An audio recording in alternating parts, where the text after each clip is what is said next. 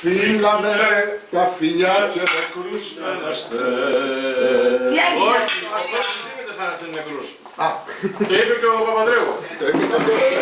Όταν πεθάνω λέει θέλω το κόσμο σήμερα να κάτσει πάνω στον τάφο μου γιατί το κόσμο... It's very nice. Alive.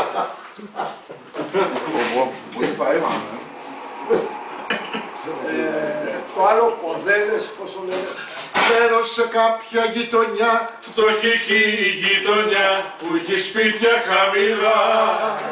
Όλοι οι άνθρωποι εκεί έχουν πάντα γιορτή και μοιράζουν φιλιά.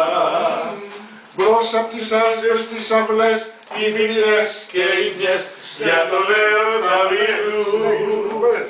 Κι όλοι σε αυτή τη γειτονιά, στη μικρή γειτονιά, μπορούν να τραγουδούν. Hi, Grandma. Άσπρες κορδέλες, τα κορίτσια φωνάνε και τα αγόρια κοιτάνε.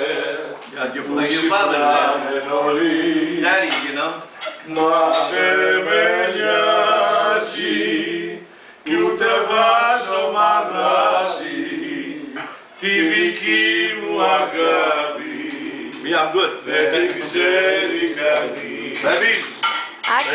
Δεν την ξέρει κανείς.